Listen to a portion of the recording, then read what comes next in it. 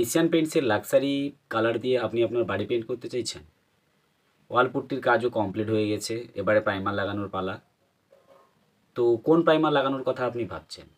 আপনি জানেন কি আপনার দেওয়ালের জন্য কোন প্রাইমারটি উপযুক্ত? প্রাইমার লাগানোর বিষয়ে আপনার কোনো স্পষ্ট ধারণা আছে কি? যদি না থাকে তাহলে বন্ধুরা আজকের এই ভিডিওটি আপনারা সম্পূর্ণ দেখতে থাকুন। আজকের এই ভিডিওতে আমি কিন্তু আপনার দেওয়ালের জন্য কোন প্রাইমারটি উপযুক্ত, কোন প্রাইমারটি লাগালে আপনারা ভালো বেনিফিট পাবেন, সেই বিষয় নিয়ে সম্পূর্ণ আলোচনা করতে চলেছি। সেই সঙ্গে অনুরোধ করব, চ্যানেলে যদি নতুন হয়ে থাকেন তাহলে অবশ্যই চ্যানেলটি সাবস্ক্রাইব করে দিয়ে পাশে থাকা বেল আইকনটি প্রেস করে দেবেন, কারণ আমি এই চ্যানেলের মাধ্যমে আপনাদের বাড়ি রং করার জন্য প্রয়োজনীয় সমস্ত ধরনের তথ্য দিয়ে থাকি। তো বন্ধুরা, পেইন্টিংয়ের কাজে প্রাইমারের গুরুত্ব কতখানি তা আমরা কিন্তু প্রত্যেকেই জানি।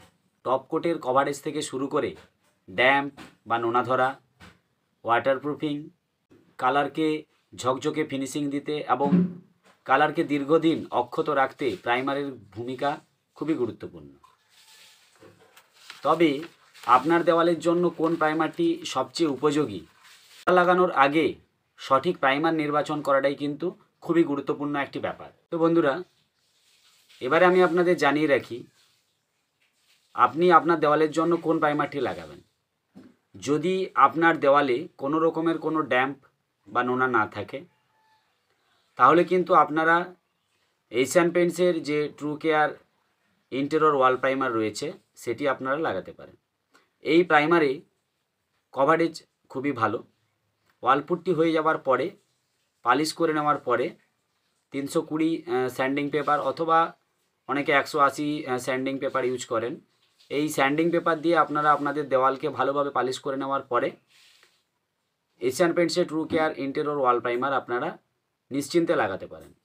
এতে আপনার টপ কোটের কভারেজও খুব ভালো পাবেন। এই প্রোডাক্ট বিষয়ে ডিটেলসে জানতে হলে আমার আলাদা ভিডিও রয়েছে, এই ভিডিওর লিঙ্ক আমি ডেসক্রিপশানে দিয়ে দিলাম। আপনারা অবশ্যই গিয়ে সেই ভিডিওটিতে ভিজিট করবেন, তাহলে আপনারা এই এশিয়ান পেইন্টসের যে true care interior wall primer রয়েছে তার ফিচার্স এবং বেনিফিট বিস্তারিত জানতে পারবেন।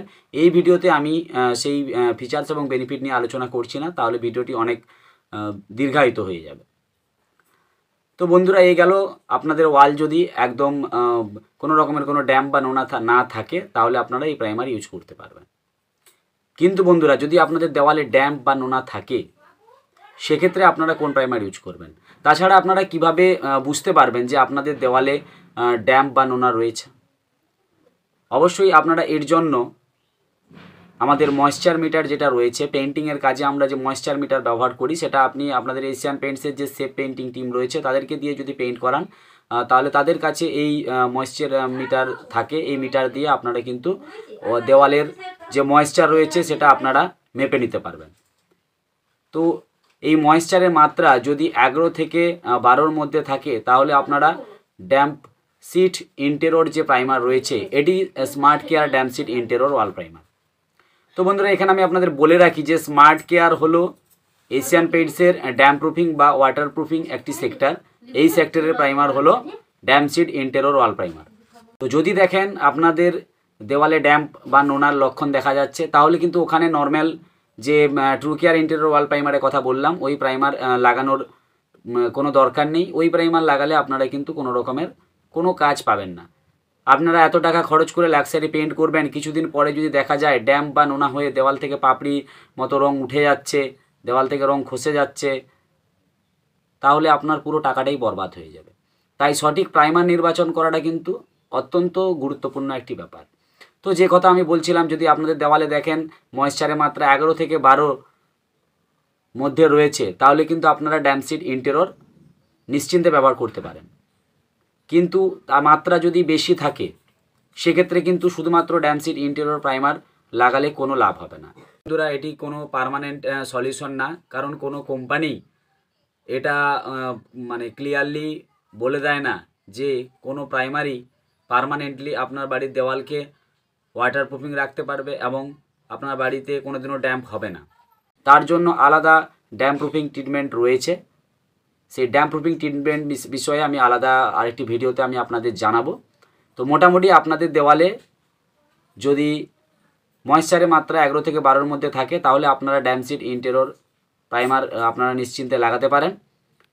এই প্রাইমার আপনার দেওয়ালকে কিন্তু ড্যাম্প থেকে এবং ওয়াটার বা জলের যে শোক হয় সেই জল শোক থেকে আপনার দেওয়ালকে কিন্তু সুরক্ষিত রাখবে। এশিয়ান পেইন্টসের এই ড্যাম্প সিট ইন্টেরিয়র প্রাইমারটি আপনার রঙের কভারেজও খুব ভালো দেবে। এর মধ্যে খুব ভালো হোয়াইটনেস রয়েছে। আপনারা এটিকে রোলারের সাহায্যে ইজিলি ব্যবহার করতে পারবেন, লাগাতে পারবেন দেওয়ালে, কোনো রকমের কোনো সমস্যা হবে না। জলের পরিমাণ আপনারা এই প্রাইমারে 60% আপনারা এতে ওয়াটার মিক্সিং করতে পারেন। কভারেজের কথাটা আমি বলে রাখি বন্ধুরা, এই ড্যাম্প সিট ইন্টেরিয়র প্রাইমারে কভারেজ কিন্তু আপনারা খুব বেশি পাবেন না। এতে কভারেজ মোটামুটি রয়েছে, খুব বেশি কভারেজ এর মধ্যে নেই। এটি লাগানো কমপ্লিট হয়ে যাওয়ার পরে আপনারা এশিয়ান পেইন্টসের যে কোনো লাক্সারি এমালসান আপনারা নিশ্চিন্তে লাগাতে পারেন। যেহেতু আজকের এই ভিডিওটি সম্পূর্ণ ভিডিওটি কিন্তু এশিয়ান পেইন্টসের প্রোডাক্ট বিষয়ে, তাই আমি এশিয়ান পেইন্টসেরই প্রোডাক্টগুলোর কথা বললাম। তো আপনারা অবশ্যই বাড়িতে লাক্সারি পেইন্ট লাগানোর আগে দেওয়ালের ময়েশ্চার অবশ্যই মেপে নেবেন, এবং ড্যাম্প থাকলে আপনারা যদি এশিয়ান পেইন্টসের দিয়ে কাজ করান তাহলে আমি যে প্রোডাক্ট যে প্রাইমারগুলোর কথা বললাম আপনারা এই প্রাইমারগুলো নিশ্চিন্তে লাগাতে পারেন। আপনার দেওয়াল কিন্তু সুরক্ষিত থাকবে। পুরো ভিডিওটি যদি আপনাদের ভালো লাগে তাহলে অবশ্যই ভিডিওটিতে একটি লাইক দেবেন। আর পেইন্ট রিলেটেড আমার চ্যানেলে বিভিন্ন ধরনের ভিডিও রয়েছে। আপনারা যে যে প্রোডাক্ট সম্বন্ধে জানতে চান অবশ্যই আমার চ্যানেলটি ভিজিট করে আমার ভিডিওগুলো দেখুন। আশা করি আপনাদের কাজে লাগবে। ধন্যবাদ।